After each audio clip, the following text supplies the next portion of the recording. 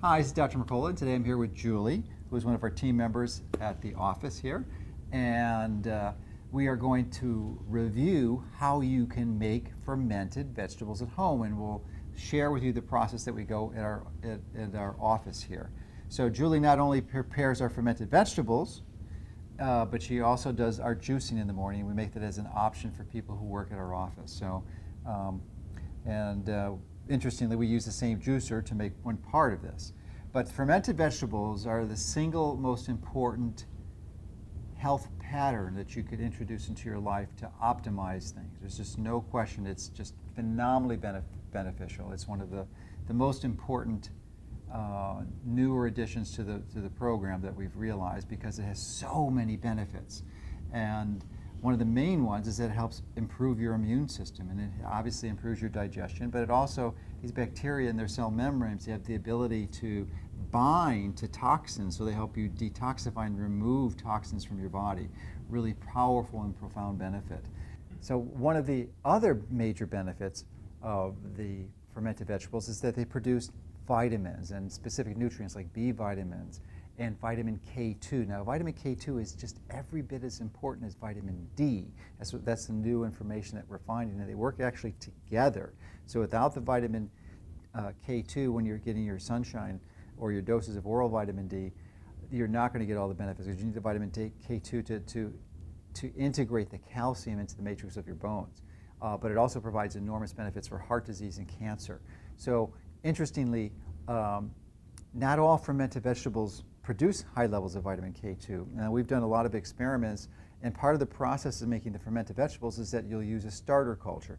Now, we use cabbage, of course, one of the primary ingredients in making our fermented vegetables.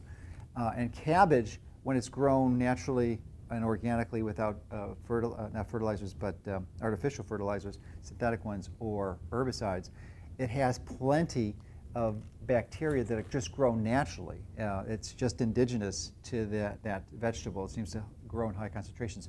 So you could theoretically, and many people do, produce fermented vegetables just with the bacteria that's typically present on the cabbage. It's also present in some of the other vegetables, not typically as high as on the cabbage. But what we find is that there's a higher benefit by introducing a larger number of different strains into the mix. And we've done some experiments, and we've played with this a bit and actually measured the amount of vitamin K2 that's coming out of the naturally producing one versus one that has strains that are specifically optimized for producing vitamin K2. And we've been able to increase the amount of vitamin K2 by 10 times. We're actually getting a very high therapeutic value, almost to the point where it's as high as in miso. So not quite as high, but it's getting close to it. So it's a phenomenally important component. So I couldn't encourage you strong enough to do this. It's somewhat intimidating. There's a concern that, oh, I'm going to grow something, the mold's going to get contaminated, I'm going to make myself and my family sick, but that's just not going to happen. I know when you first started, Julie, you were a bit intimidated by the process and were a little frantic about but why don't you share your experience in starting this? And because we introduced you to this. We didn't hire Julie as an expert in fermented vegetables to come in there. No. We said, we want to do fermented vegetables, you've got to learn how to do this, and we started the process just a few months ago. Yeah, actually it's gone quite smoothly. Basically it's just picking the vegetables that you want to be in the fermented vegetables that you want, just washing them, peeling whatever you need to peel, making sure that you have your culture, starter culture, and just adding your celery juice with it, making sure everything is mixed thoroughly, and getting it into your jars. Well, why don't you comment on your apprehension about doing this initially? I was a little overwhelmed, yeah. Would be an understatement. It is very time consuming, but also making sure that you have enough of each vegetable, and that each jar gets the correct amount of vegetables into it. And once I got underway with it, it went much smoother, and now that I've done it, so there's a learning curve, yeah. Obviously, but once you get it's trial and error, yeah. Which we did play around with, yeah. As far as adding certain different vegetables to it. But I think we've got a great combination now that we're using, and everyone seems to enjoy the taste of it. And Now, you can purchase these commercially. A lot of health food stores have them, and you know, so that might be an easier route for many people. But they're not inexpensive. A typical quart, and this is the container that we recommend producing them in, is about $20 or so, somewhere in that range. And you can see we've got enough here for about 3.5 gallons. That was produces. Is this enough for a week or 2 weeks? for us, that would be 2 weeks. All right, so this is a 2-week supply that we're making, and so she'll go through this in a moment. But I just want to mention, if we can, the vegetables that we're putting in here. The beautiful thing about doing this at home yourself, as opposed to purchasing a commercial, there's 2 components. One is that you can customize it for your specific likes and taste, which is very difficult, if not impossible, to do for a commercially prepared one. But more importantly is the starter culture, which really has this profoundly increased level of vitamin K2 with all its enormous benefits. So I'm a big proponent of doing yourself. Now, some of you may not have the time, effort, and energy, but you can, you know, this is a 2-week supply. For some people, this might be a 2 or 3 month supply. Okay. So, you know, we have a large number of people. We offer this at no charge to our staff during our lunches, because that's a benefit we provide to our employees. We provide them free lunches, and we add this, and I strongly encourage all of our employees to do that. Not all of them do yet. Some of them are still a little bit intimidated and apprehensive. But let's go into the specific vegetables, and maybe we can just review that. Now, the primary one is cabbage. We also use a lot of carrots. And you're saying, well, aren't carrots full of sugar? Well, they do have sugar in them, and if you're going to juice them, it's a whole different scenario. I'm not a strong proponent of carrot juice, but as a vegetable, especially as a fermented vegetable with all the fiber, the bacteria actually go in there and they break that down. They actually digest the sugar, and they turn it from a regular sugar into like lactic acid. So it's not going to give you that high sugar, high glycemic, insulin-producing reaction. So carrots and the cabbage, and then we also have celery. Which we use just the celery for the celery juice, which is what we mix our probiotic into. And she's actually got some out here. And just to give you a quick summary, and we're going to actually show her doing the specific processes, but during these will be washed and cleaned and shredded. We have a commercial shredder, but you can use a regular food processor to do that. And then the vegetables will be put into the container. You don't want to screw this on tightly, because the process of fermentation will produce carbon dioxide. That's the gas that's released from the bacteria, and especially the first few days, there's a lot of the gas that comes out, so you have to vent it, otherwise you'd have a problem. Maybe even explode the glass or break it. So, so that's the simplified process, and why don't we go over here and review the different. Now, as I said, the benefit of doing this is that you can totally customize it for your taste. So we have the celery juice we went over. We create that for you. You could actually put celery in here too, shredded if you wanted to. The cabbage, and then we have other ones like we do the carrots. The carrots. We've got golden beets that we use. We use some golden beets. We use ginger, garlic, a Granny Smith apple, sweet potato, parsley. And you can use any herb you'd like. You can rosemary, cilantro, thyme. And we use one specific one that I like, because I like really, really hot foods.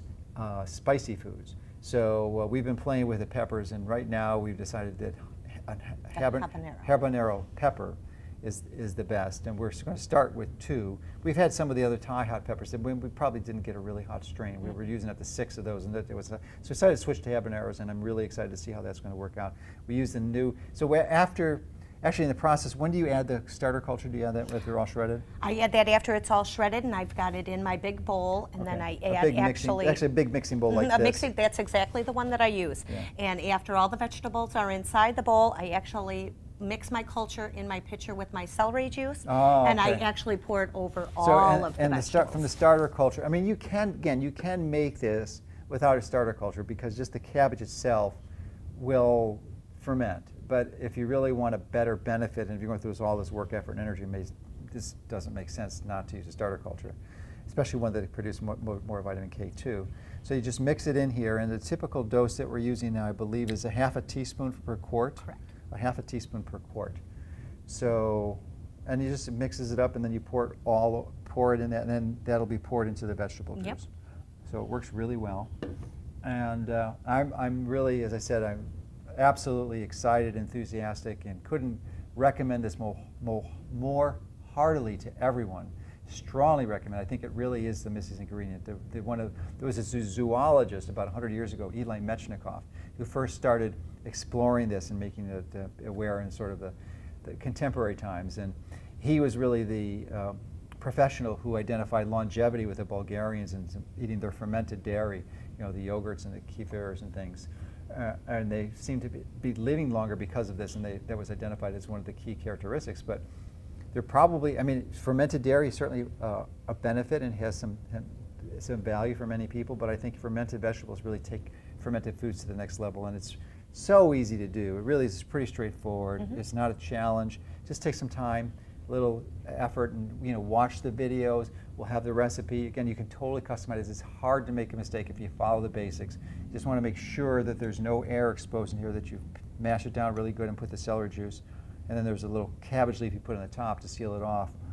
But it's a really pretty straightforward process, and we're really excited to do this. We've been doing it for about 6 months now, and it's just really transformed the health of a lot of people at our working place here, our office. So I strongly recommend you do it, and Julie is going to take you through the next phases as to how we do it here in our office.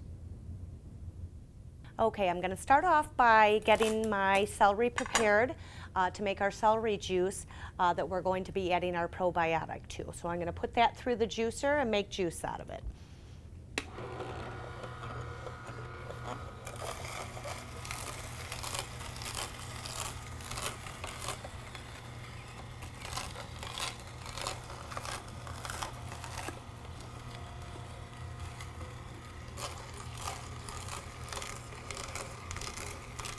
Now I'm going to be adding the probiotic to our celery juice. And make sure that you mix it very well so it's all incorporated. Now I'm going to make sure that I have prepared all my vegetables. You want to start by scrubbing them all, and then we'll be cutting them up in small enough pieces that you can get them through your shredder.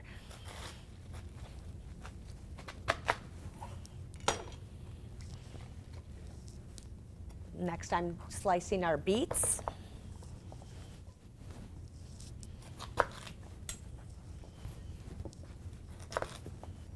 And now I'm going to be slicing up our sweet potato that we have already peeled.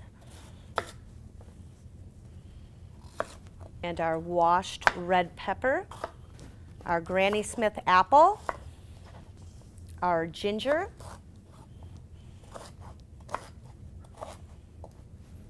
and just kind of rough chop your garlic before putting it into the shredder.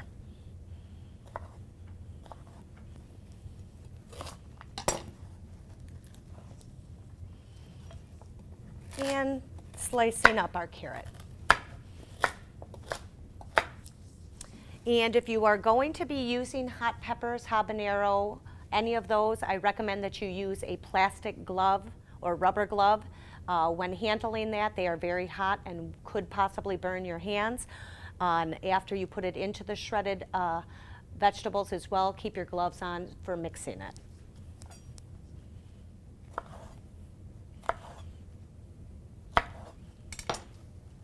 I'm going to now start putting our vegetables into our shredder.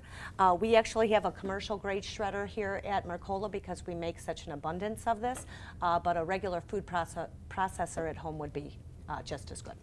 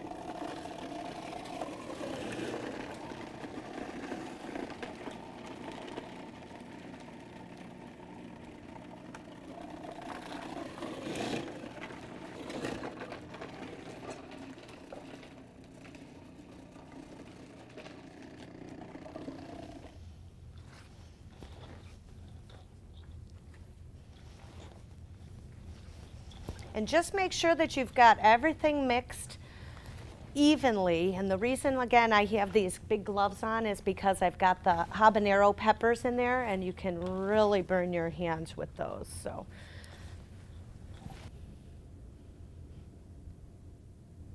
Okay. Thank you. Now I'm going to be adding our celery juice with our probiotic. You want to make sure you get all of this shredded vegetables mixed in with the probiotic and celery juice. Don't forget that's going to help with our fermenting stage.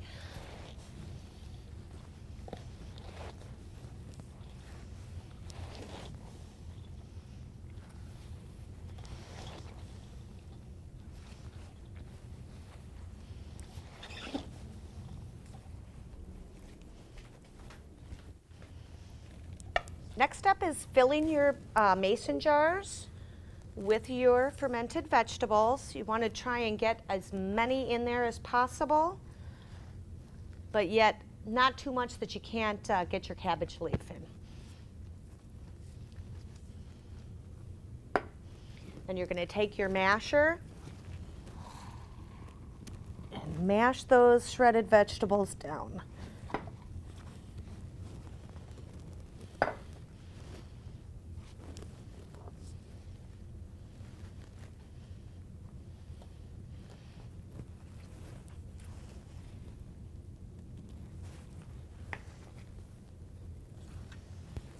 Next step is you're going to take part of your cabbage leaf and put that right into the top of the jar.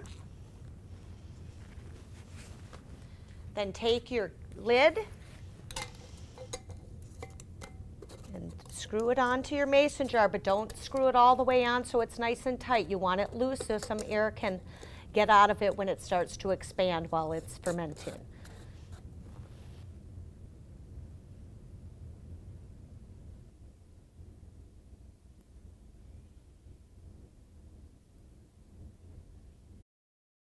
When all your jars are filled, you need to find a location where they are going to be kept at a controlled temperature. The best thing we thought to do was put them into a cooler. You're going to, again, make sure that your lids are not too tightly on the jars themselves. They need to be a little loose. Put them into your cooler, close the top, and leave them in the cooler for about 5 to 7 days. We normally here at Dr. Mercola's office keep them in for 7 days. On the 7th day, we take them out and then you will transfer them to your refrigerator.